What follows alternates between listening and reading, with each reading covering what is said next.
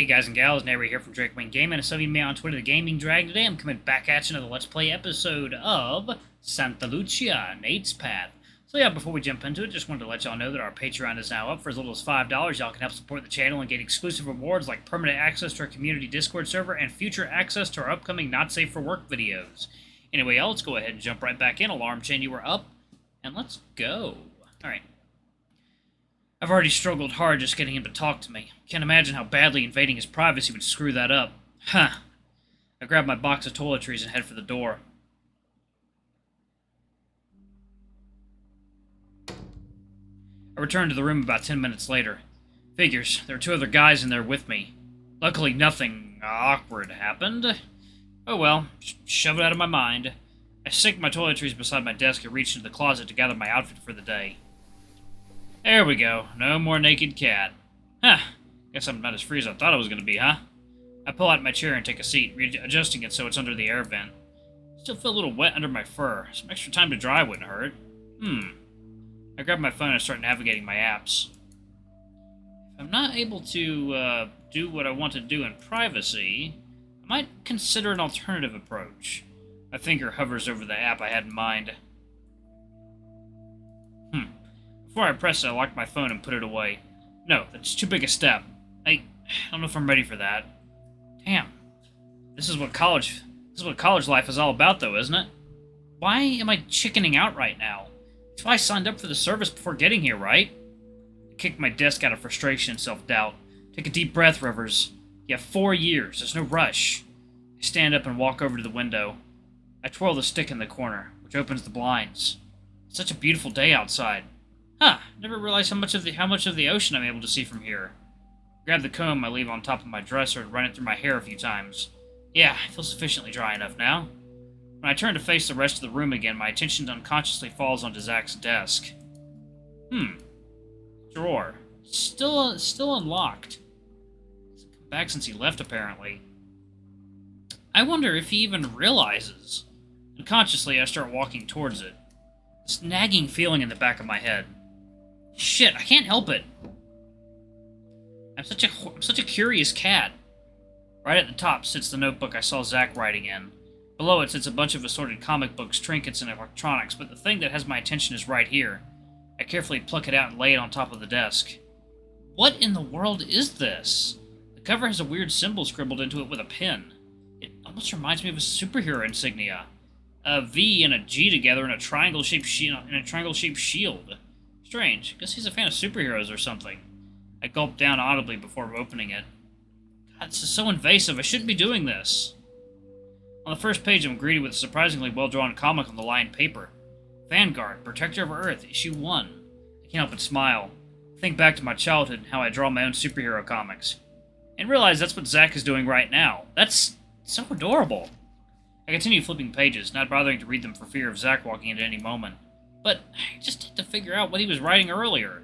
Too much to resist. As I progress, the art gets sharper and the page layouts get more dynamic. And all of a sudden, the format changes drastically. What the hell?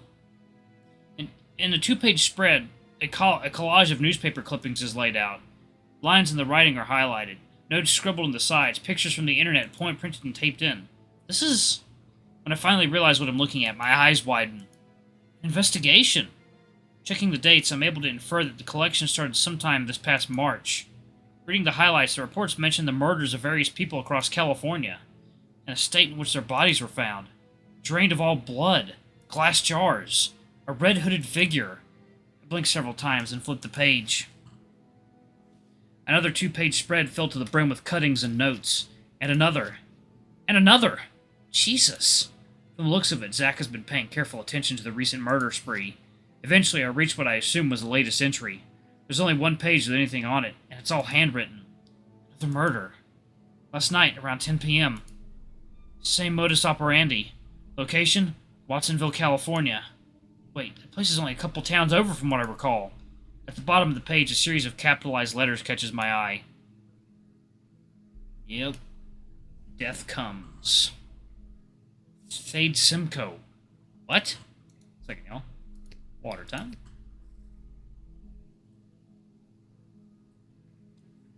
Oh yeah, that's the stuff right there. I struggle to pronounce them. Zach's note above says they were found carved into the victim's back, along with a series of numbers. 04452.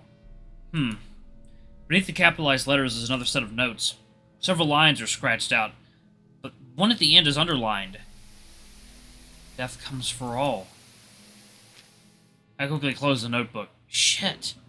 Without another thought, I replaced the book back the way I found it and closed the drawer. I walked back to my chair and sit down facing the window. I closed my eyes for a moment and reopened them.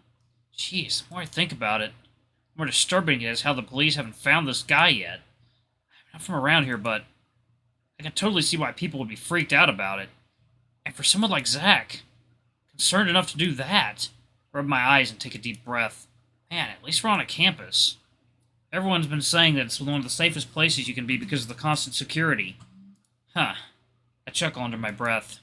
I suppose it's just another one of Zach's quirks. I managed to push everything out of my mind and start packing my backpack for class. I've got more than enough to worry about as is, after all.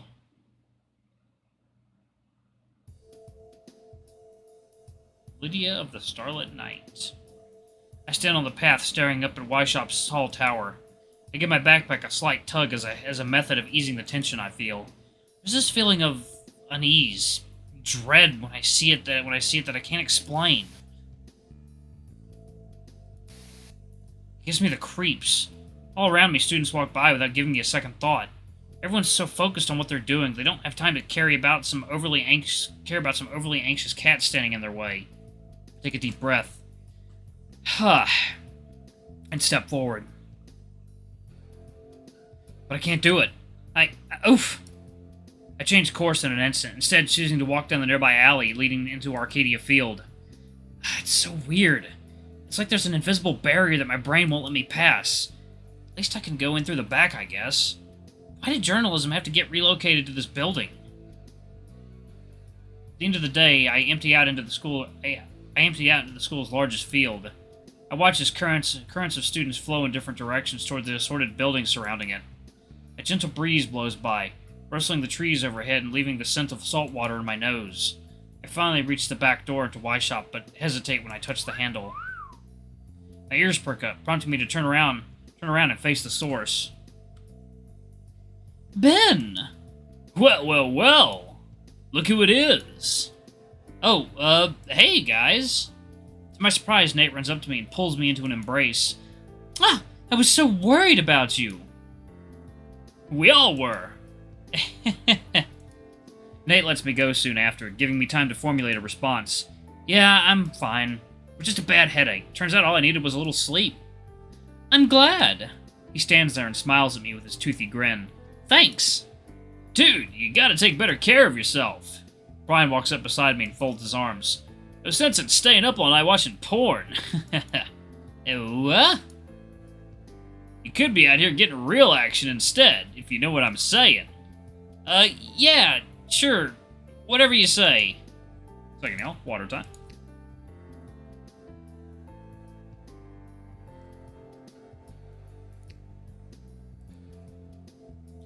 Bryan, please. Not everyone is wired the way you are, darling. Nate shrugs his shoulders and shakes his head. Maybe Ben's like me, preferring genuine connections versus casual sex. You're such a square. Take a look around us, you guys. Whether we meant to or not, we play along with whatever Bryan's getting at. Look at all the cute guys here. Well, cute girls for you, I guess, Ben. Yeah. I unconsciously grip onto my backpack strap harder. You're telling me you're not curious at all? Not even slightly? I guarantee at least half, if not more, of these people would be willing to have some fun if it were on the table. Oops, excuse me. Like my dad always said, you never leave money on the table. Isn't that a real backwards way of thinking about it? I can't tell you what to do. All I know is I'm not letting opportunities pass me by because of some false sense of modesty. Life's too short and we'll all be dead sooner than we think. So I say, go with the flow. Bryan stands, puffing his chest out in pride. Well, you certainly make a compelling argument. But you ain't getting in my pants that easily, darling. What? That's not what I... I'm still waiting on my 5-star dinner in Paris like we discussed. Geez, how many hoops are you gonna make me jump through? As many as it takes until I'm satisfied, darling. Heh, tease. They keep talking, but all I can think about is how I have to go inside this building soon. What about you, Ben? Eh? What's your opinion on it? Seriously? It's okay, darling. You're among friends. I'm sure there's a hot chick you've seen in the past few days. Wouldn't it be cool to just call her up and get some pussy? Ugh, getting double teamed right now. But no, not like that, stupid brain. Okay, first of all, that is really offensive term to us felines. Oh, sorry. Second of all, guess they're gonna force an opinion out of me, huh? Should satisfy their curiosity. I prefer a connection. I actually side with Nate on this, Bryan. I'd rather know the person I'm getting with. I carefully look over my shoulder. For some reason, it almost feels like I'm being watched. I mean, if I don't really see a difference between it and jacking off. Obviously. There's someone else there to do it with. That's not cutting it for you? I shake my head uncomfortably. Nope, sorry. A good choice, Ben. I agree with you 100%. Ooh, so jacking off is a topic for you, Nate. I wonder if you'd be interested in... sorry to cut this short, guys. After checking his phone real quick, Nate twirls around in place and takes a few steps towards the path. I need to be at the theater in less than 5 minutes for drama class. Hi, dude. Catch you later. Yeah, see you soon, Nate. He fans his fingers at us before joining the current heading for the opposite end of Arcadia Field. So, Bryan walks right past me and heads for the door. You finished the assigned reading? I look back at him in astonishment. Wait, are you actually asking that? Why? Is that weird? I don't know. He holds the door open for me. I mean, I read it, but did you? Yeah, I finished it last night. It was super boring, right? Yeah, it was. Come to me. A voice echoes down the stairs. Did you hear that? Hear what? I stand just outside the building, peering in. Ben, are you okay? Yeah, I'm fine. Without wasting another moment of his time holding the door open, I take a deep breath and step through.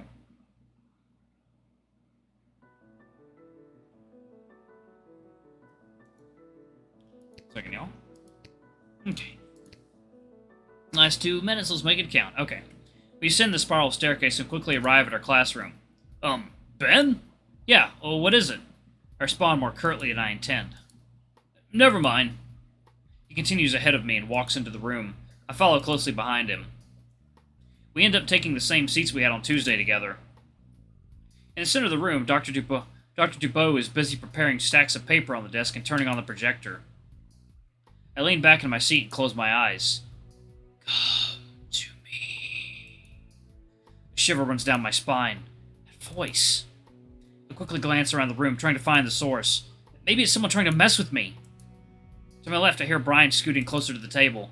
Everyone else in the room seems more focused on what Dr. Dubois was saying than on any strange voices that apparently only I can hear. Oh, good morning, class. Shall we begin?